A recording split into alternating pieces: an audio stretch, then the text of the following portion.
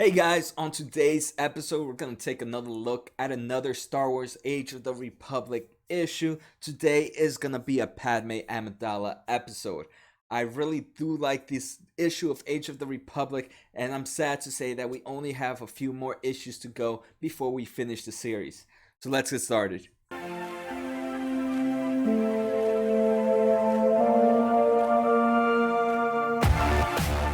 So like always guys, we're going to start off with locations, characters, entities, and cool things we encounter in this issue, so you guys are here with me while I read the issue. So in the first thing, we're going to see locations, which the first location we end up in is Coruscant.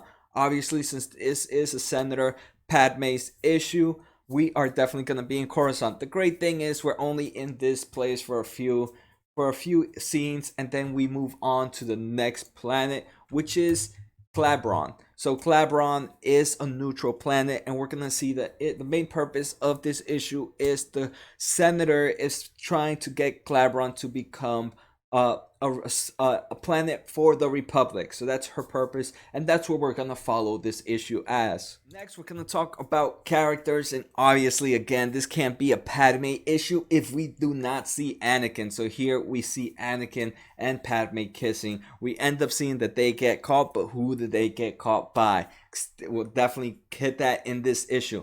But obviously, as we can see from the timeline, this is definitely after the Clone Wars issue, but before the Revenge of the Sith. So this is between the whole Clone Wars series cartoon. So here we can see Padme and Anakin smooching their smooch on. Next, we're going to take a look at some of their other characters. We are going to see some of Padme's handmaidens. And for those that don't know, her handmaidens, originally they start off when she was a queen. So they are meant to be her aides, but they also are meant to be their bodyguards. And third, they are meant to resemble her in height or facial structure, so if they ever need to be a decoy for her. So originally she had them when she was a queen, but after she became a senator, the Queen of Naboo let her continue to have handmaidens. So here we see two. We see Mate, which is the one to my left here. And then we're going to see Dorme, which is to our right here. So it's funny thing, these two handmaidens actually show up on the movies for a few second scenes. So you'll definitely see them in the movies. One comes out in Revenge of the Sith, and the other one comes out in Clone Wars. They are also mentioned in that new Queen of Shadows book that just came out for Padme Amidala's book. So they come out there, and they also come out in some other comic books. So this is not the first time we see them. The future characters after these are all characters that were introduced in this comic issue. Just like Clabron, the planet Clabron, the neutral planet that we just took a look at, this is the first time that planet showed up. So next we're going to take a look at the second minister, Tarman. He is the second minister of Clabron, and you can see this are what Clablorians look like. Next we're going to take a look at the first minister, the prime minister, the Grand Minister Sin. And this is the person that Padme is coming to talk to make sure that they are able to join the Republic, or convince them to join the Republic. And finally, the last character we are going to take a look at is this bounty hunter known as Liz Mose. Liz Mose is first time introduced here in this comic book. She is a Frank species, Freck species, but we can see this is the first time we see her, and we do get a mini not backstory, but we understand like what her capabilities are about. So let's start off with the issue, right? I'm pretty sure you guys are ready. So we start off in Coruscant, like I mentioned. We here have Anakin and Padme. Actually, let me make this full screen. We have Anakin and Padme here walking along. Anakin is trying to convince Padme to let him come with her in this mission so he can protect her. This is actually a funny scene right here. This is again pretty funny. We can see a nice Luke, Leia, and Han Solo in here. Here Anakin goes, "I missed you, Padme," and Padme responds with, "I know." And we obviously see that in the original trilogy with the "I love you" and the "I know." So again, this is pretty funny. I don't know if if they do these stuff intentionally for us to try to catch them. But that is pretty cool to see. Again, we continue to see the same story that, hey, I need to come protect you. Padme is, we have our jobs. You have to be the defender and be out there in war while I talk to other people. Here we get this kissing scene, and one of the handmaiden catches them. Obviously, the handmaiden doesn't say anything, but Padme knows that she can trust her, and obviously she does, because she trusts her. She trusts the handmaidens with her life on an everyday basis. She tells Anakin that she's gonna go to a different planet, Dora, which I'm guessing it's a Republic planet, which is safer. Unfortunately, they are not going to Duro. They're going to this other planet that I mentioned, Clybron. And there's two reasons Padme doesn't tell Anakin this. One is he can be protective. Two is that he knows Anakin has close ties to the Chancellor, so that he might spill the beans to the Chancellor. And right now, as we all know, neutral planets are not a place where neither the Republic doesn't really take part of right now. I mean, they're going through a war, so neutral planets are not planets they can afford to send help or aid to. So usually, even though they're not part with them, they don't fight against them. They don't try to help them either, because they have other Republic planets that need help. So here we go on, and we see the next maiden. Her name is Dorme. She looks a little older, but here we get to see Padme insists that she is the pilot for this ship, just because they're going to a neutral location, and they want all the fault to go to Padme if they get caught. There's no reason for the handmaidens to get caught up or arrested for something that they were just listening to. While they're flying to the ship, we obviously we see Amidala's ship here. Pretty good just to see a quick glimpse of it. And here the girls are talking, the handmaidens. They do know about. We can see that Dorme does know about the Jedi, as Monte is asking her about her. They just say yes. I've seen them, and this is something that we should just protect her secrets. We're meant to protect her, and we're also meant to protect her secrets. At the moment, we can see Monte doesn't seem comfortable about this and believe is a bad news. But Dorme is saying, hey, we got to give her a few moments of happiness, and how can we take that happiness away from her? And right now, this is actually pretty another crazy scene. She goes, I suppose all we can do is hope that this doesn't end badly. And as we all know from Revenge of the Sith, this does end badly. So it's, again, pretty funny to have little clips like this or little sayings like this happening.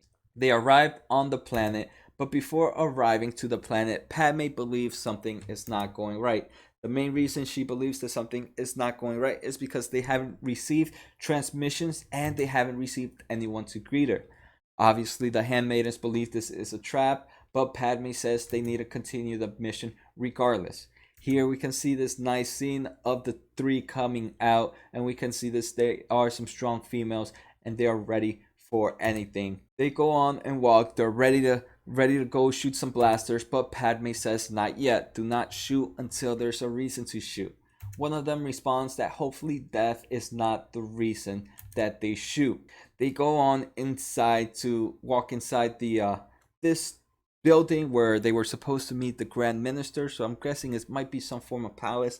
And this is where the book for me takes a weird turn in forms of writing. So here, the person unknown here is telling Padme to run, to go away, because it is dangerous. Padme says she will not go anywhere until she gets to see Grand Minister Stin. Again, the mysterious figure tells her to go back and keep going away because it is gonna be dangerous. Eventually, we see the bounty hunter Liz come out the roof and shoots one of the handmaidens. Unfortunately, again, I'm not sure she had a perfect shot on Padme, why she couldn't shoot Padme at the moment. They were not moving, they weren't doing anything, but okay, it's alright. So here they do shoot one of the handmaidens. The other handmaiden is trying to shoot back to the bounty hunter to at least provide some support as Padme goes. She tells Padme to go to the ship so they can leave. Unfortunately, Padme doesn't do that. She goes instead to the building and requests for the guy to let them in. We end up finding out that this guy is the second minister of this planet, Tarmin, and unfortunately right now he can't. He is scared about what's going to happen. But again, I'm not sure. As we get to see this issue kind of throws me off a little bit. Eventually, Tarmin does allow them to go in as Padme produces, keeps talking to him and allows, and he finally caves in and lets him come in. It isn't safe for you here. And this is where it continues to go bad. The only bad person in this story throughout this comic is this bounty hunter. This bounty hunter is sitting on top of the roof. One, do they not have cops or someone to come take care of the lady? This lady has probably been standing up there for like 10-15 minutes because we see that she actually also shot the prime minister. I mean, the grand minister. How is no one doing anything? Do they not have any security droids? She shot the grand minister a few minutes ago. They did not call the police. Do they not have an army? Do they not have any form of police enforcement? And this again, it's pretty weird. Why there's so many people, and this throws me off a little bit.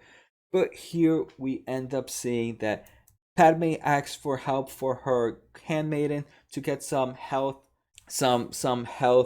attention, medical attention. And here we can see the robot says, yes, I will help the one that will live. And obviously that means that the grand minister is going to die.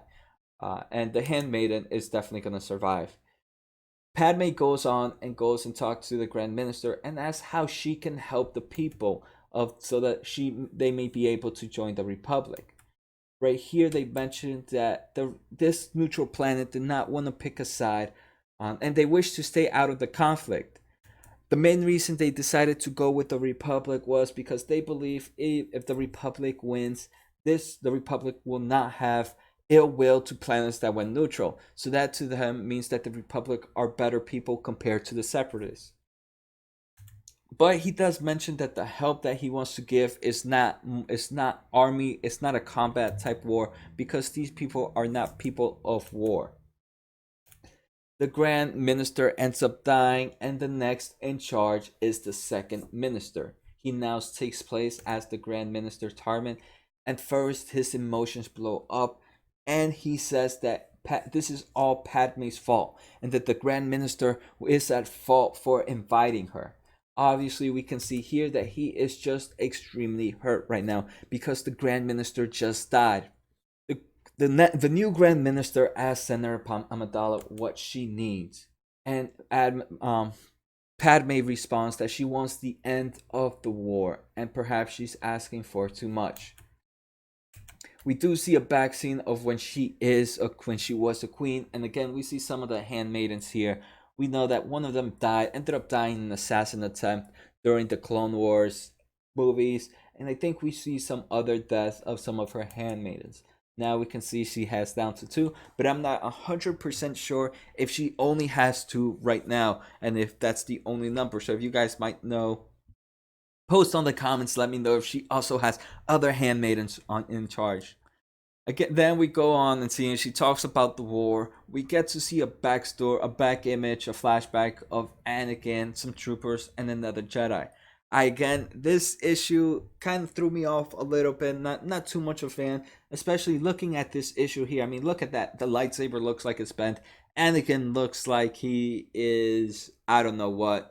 So I wish they could have done a little bit, even though I know this is just a quick flashback, just to make it a little bit nicer would have meant a lot and would have taken this issue a whole new way. Padme tries to convince the new Grand Minister to join the Republic, but no real decision was made. They go on and try to escape, and hey, look, the bounty hunter is still on top of the building. Again, they've talked for about 10-15 minutes. This is what irks me. I don't get why there's not a police force or somebody trying to take her down. They're just letting this bounty hunter roam free. Unfortunately, Padme and her crew are able to take her down. They shoot her down, and we can see they were using they were using the two handmaidens and the prime minister, the grand minister, were actually being as decoys. I don't know why they couldn't use robots as decoys as well. Again, this issue does have a lot of loopholes compared to the other issues, and it annoys me a little bit. Not gonna lie. Um, Here we can see Padme taking down the bounty hunter, and we know that she is wanted in the Republic for numerous charges. She lets the new Grand Minister decide if they want to leave her here, so they can charge her for the murder of the Grand Minister's sin, or does she want the Republic to take them so then she can be charged in Republic court. The Grand Ministers take her. We have too much to do now, but especially with the transition of power, we don't have time to worry about that. I mean, I don't get how these people are not gonna take charge of the person that just shot their Grand Minister. Again, this issue, as you can see, has me a little on the bad side of my bed. Here we can see the Grand Master re-say that he doesn't know how the promise. He doesn't know if he will go exactly the way the previous Grand Minister Stein was gonna go, but they will not fight. But there's other ways that they can offer their aid, and they will discuss it later on. Padme says that all she asked for is a chance, so hopefully they can make it. And that's the end of the issue. Again, the issue overall was okay. I mean, I like to see those funny clips of the "I miss you, I know." We get to see that Anakin and Padme were not as secretive as they thought they were, because all the handmaidens knew about them. We also got to see cool things. We got to see new characters, a new planet, a new bounty hunter, which made a new thing. But as I mentioned, right, just the overall way the script was written, could have been done a little better. Like I mentioned, that bounty hunter was out there for at least 30 to an hour, and they did not have any police forces. Unless this planet does not have police enforcement, which I guess that would make sense, but they did not mention that at all. So if you guys like the issue, let me know in the comments. If you guys make sure to follow and subscribe so you guys get updates on new episodes. We still have 3 more Age of the Republic. We have Age of the Republic, Anakin Skywalker, which looks good. We have Age of the Republic, Jango Fett, and we have Age of the Republic, the special, which I think takes place with different characters. So I'm excited for these next 3 issues, and after that I think I might jump into the Age of the Rebellion. So make sure to subscribe, guys. See you next time, and have a good night.